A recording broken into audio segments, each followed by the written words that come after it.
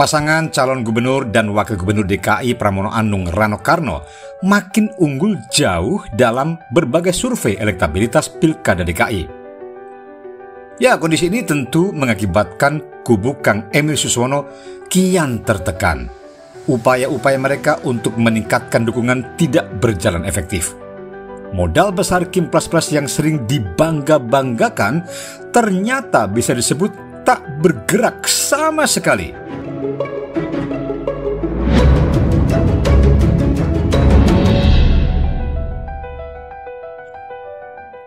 Ini membuktikan kalau popularitas kandidat tidak berpengaruh dalam kontestasi.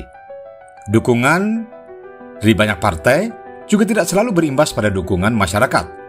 Program-program yang diklaim sudah berjalan di Jawa Barat tidak menarik bagi rakyat Jakarta. Terlihat jelas, anak Betawi menolak di Jawa Barat kan, dan berkolaborasi tampil di depan publik bersama artis nasional juga tidak menjamin pergeseran dukungan. Terakhir, kita tahu kalau suami dari Atalia itu muncul bersama Raffi Ahmad di Sarinah. Apabila disandingkan atau dilihat dalam berbagai aktivitas kandidat gubernur DKI, ini justru malah pasangan Pramono Bangdul yang tampak dijejali pendukung. Ya, di saat jelang coblosan, kubu Mas Pram Bangdul diterpa isu tak sedap yang dilontarkan Menteri Koperasi. Budi Ari menuduh bila salah satu bandar judi online masuk dalam tim kampanye kandidat PDIP, dan pernyataan tersebut jelas memantik reaksi keras. Rano Karno mengaku tidak mengenal sama sekali sosok yang dimaksud mantan Menkominfo. Malah masyarakat dipersilahkan untuk melihat susunan tim kampanye Pram Bangdul di KPU. Ini apakah terdapat pihak yang dimaksud? Yang pasti, juru bicara tim pemenangan menyebut sedang melakukan kajian. Ciko Hakim menjelaskan bila pihaknya membuka kemungkinan melaporkan tuduhan serius ini ke pihak berwajib. Walaupun Budi Ari berasal dari organ relawan, ini tidak bisa dipungkiri dia salah satu ketua relawan yang pada Pilpres kemarin mendukung Prabowo Gibran. Hal ini menimbulkan dugaan apakah pernyataan itu sebagai upaya mendowngrade Pramono Bangdul. Nah, cara atau model memainkan politik dengan menyerang kubu lawan, hasilnya akan sia-sia. Yang terjadi malah sebaliknya. Warga Jakarta makin bersimpati atas serangan keji yang dilakukan itu. Kalau berdasar data terbaru yang dirilis oleh Saiful Mujani Research Center, Pramono Dul kian menjauh dari RK Suswono. Mereka mendapatkan elektabilitas hingga 46% dan pesaingnya hanya memperoleh 39,1%. Apakah mau jujur, pertemuan RK dengan Presiden Prabowo maupun mantan Presiden Jokowi tidak memberi koktail efek tinggi. Anggapan bila keduanya masih punya massa pendukung setia ternyata tidak terbukti. Ya, kita juga tidak mendengar adanya relawan-relawan Jokowi mendeklarasikan dukungan pada mantan Gubernur Jawa Barat itu. Jadi dengan waktu yang tersisa hanya 10 harian, nah, mungkinkah ketertinggalan itu bisa terkejar? Waktu mepet itu harus dimanfaatkan baik oleh keduanya untuk menambah dukungan. Dari rilis SMRC Undecided Voter Survey yang terakhir, ini disebut 9,8% pemilih belum menentukan pilihan. Hanya saja mereka yang belum menetapkan pilihan ini seringkali berasal dari kelas menengah atau malah secara ekonomi dan pendidikan matang. Jadi penemuan bakal memilih siapa tidak akan dilandasi faktor popularitas kandidat, dukungan partai, kedekatan kandidat dengan presiden atau mantan presiden. Faktor pentingnya, adakah kandidat kepala daerah konsisten dengan gagasan, dengan ide, dengan visi besarnya membangun Jakarta? Ini bukan tentang kolaborasi calon terpilih dengan Presiden Prabowo.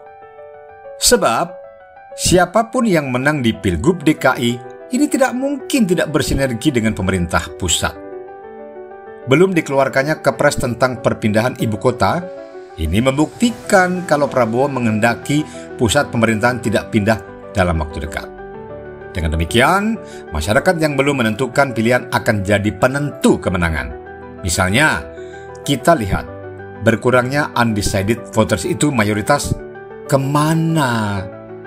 Ya, pada survei Litbang Kompas awal November masih ada 23,8% undecided voters.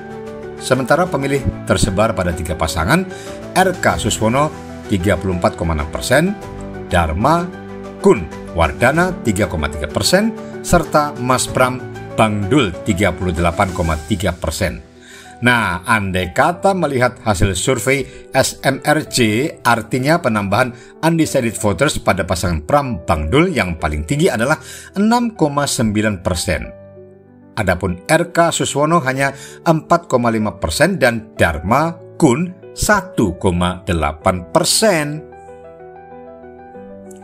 Selisih antara pasangan nomor urut 1 dan 3 itu makin lebar. Pada awal November, gap masih 3,7% dan sekarang menjadi 6,9%. Bukankah ini menandakan kalau ada potensi Pilkada DKI berlangsung 1 putaran?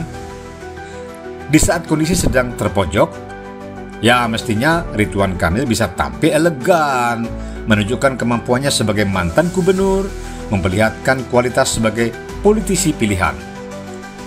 Entah panik atau kepepet saat berada di Cilincing, dirinya mengungkapkan apabila seorang pemimpin itu dalam membangun kota, idenya separuh dari pemimpin dan sisanya dari rakyat.